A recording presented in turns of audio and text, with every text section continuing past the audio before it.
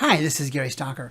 Welcome to the tutorial for the 2023 Executive Analysis version of the College Viability app. There are 4 things I want to focus on the overview for this tutorial, and that there are now 30 reports in the College Viability app, the Executive Analysis version. We've added some functionality where you can actually drill through to details for individual colleges in one of the 1,300 colleges reported.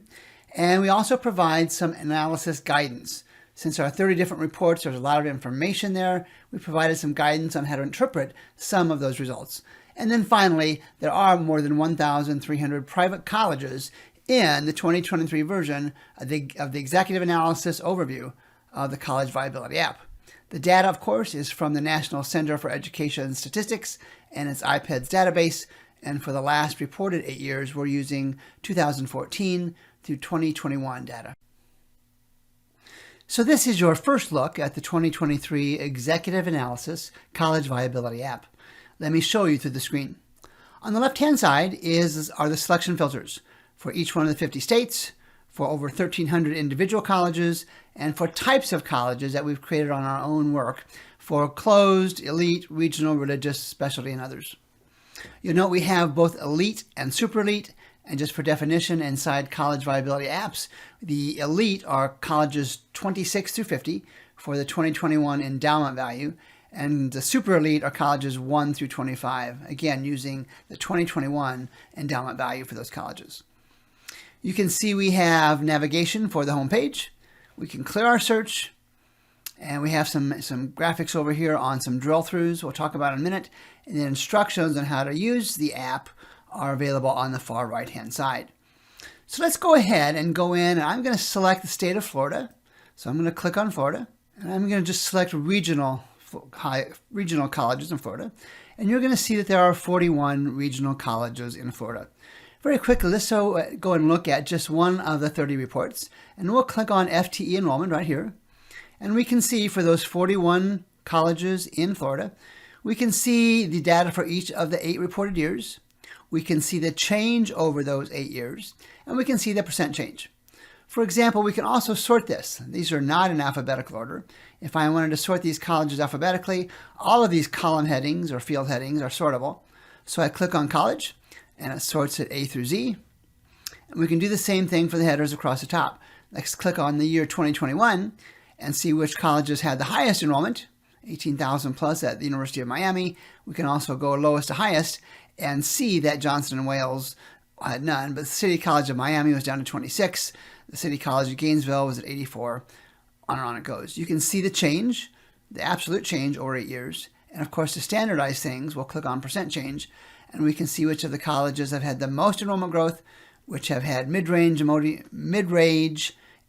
growth, and which have had negative enrollment growth in these private colleges, regional colleges in Florida. But let's go back home, because we're not going to look at 41 colleges. Let's go back to the home page. So I'm going to click on home page.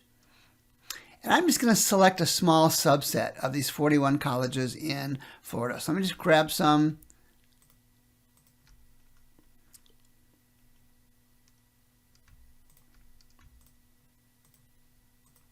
And now we'll see that our selection is no longer 41 colleges, but is a much more manageable number at 7.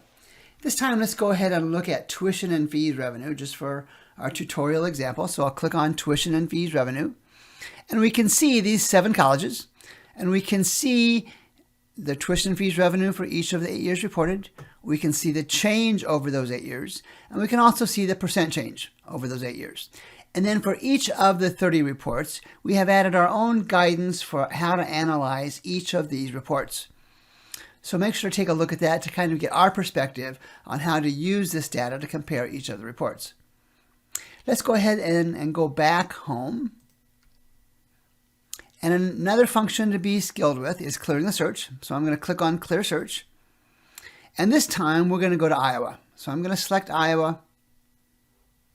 And I'm still sticking with regional because I know that's a nice representative sample size. And we'll leave it at the 26 colleges for Iowa. And now what I want to do is show the drill through to details functionality. So in previous years, we didn't offer this. We've added this for the 2023 version. You can actually drill down to data for individual colleges. So I've selected our 26 colleges in Iowa. Let's just go look at percent admitted, and you can pick any of these 30 columns. And we're going to see the colleges, the 26 colleges in Iowa. Let's sort them alphabetically. And let's take a look at Buena Vista University. So on Buena Vista University, I'm going to right-click. And then the new functionality is called Drill Through. And you can see the 3 separate reports that we've created inside the 2023 Executive Analysis College Viability app that you can drill through for specific information just on Buena Vista University. So I'm going to select Single College Snapshot. And now what we're going to see is just data for Buena Vista University in Iowa. And we have divided up by admissions and outcome data, financial data, and student-focused data. And in some of the categories, we've added our own conditional formatting. So green is good, so admissions yield above 20 is a threshold, is good. 4-year graduation rate is okay with the yellow indicator. And the 6-year graduation rate at red is below our threshold of 70%. Not all of these fields lend themselves to conditional formatting, but those that do, we've tried to give a quick indication of what we think the comparison is in terms of that particular field. You can look at those on your own. Pause the video if you need to do that to see the individual cells, all of which focus on data for Buena Vista. Let's go back to the report. Now this time, instead of choosing the first report, I'm going to right-click on Buena Vista again. I'm going to click on Drill Through. This time I'm going to select the 8-year changes snapshot. Now, while this is changing, one of the things you'll notice when you purchase your license to the College Viability app, the Executive Analysis version, is the first time you go through, this defaults to a college in Missouri called Fontbonne University. That's just a filler we put in there so some data is available. When you use this drill down function, when you replace Fontbonne University with your own colleges, those will show up here. It's also important to note that you can have drill through data for 3 individual colleges at any one time for each of the 3 reports. So anyway, back to the 8-year changes, the snapshot version. There's the 2014 through 2021 data, Buena Vista in Iowa. And the absolute changes. So the admissions yield for Buena Vista is down 3%. The fall enrollment is down a little over 400. The graduation rate is up 21 points. The 6-year graduation rate is up 17 points. You can see that data all the way through. Sometimes colleges don't report data. We see that shown here in the percent of bachelor transfer out. And then the percent changes kind of gives us a more standard mix, standard comparison. So we can see the average net price is up 6%. The fall enrollment is down 20%, and on the list goes. Let's go back to the report one more time. And this time, let's go back to Buena Vista. Let's go through Drill Through. And then lastly is kind of a new function. We don't have an individual report for expense per category drills, but iPad's reports on the ways that colleges allocate, if you will, funds for expenses. And so what we have done is expenses per category. The category are academic support, institutional support, instruction support, and student service support. And those 4 are all referenced in these 4 columns. And the first one is from 2014. The academic support as a percentage of total expenses was 14% at Buena Vista.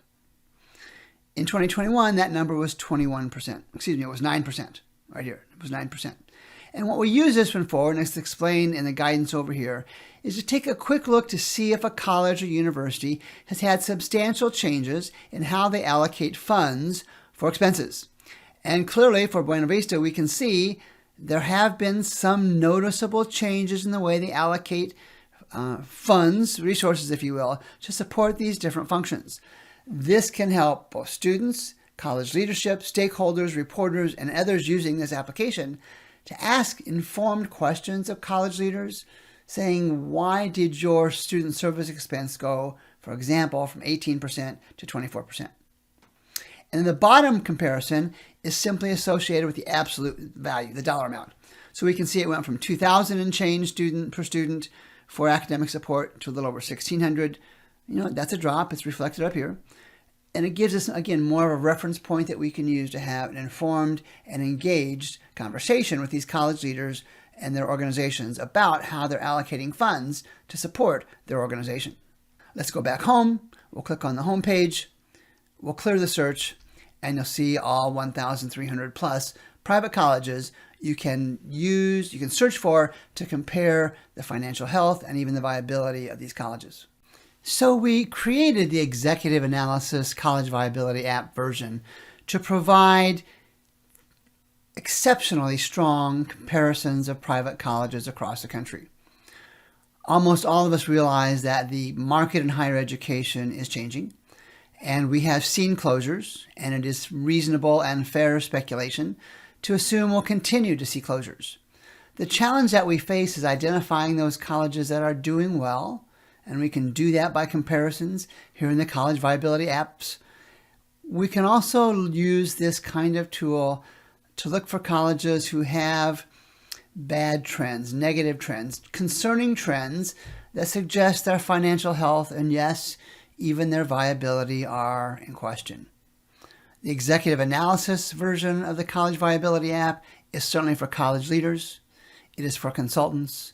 It is for admissions guidance, both private and public. It is for reporters who are looking to make sure that the private colleges in their region are providing proper information and good information about their health, their financial health and viability, and really for all stakeholders in general, for community leaders, because we know from the examples of colleges that have closed so far that the impact on their communities, be it suburban or rural, has been substantial.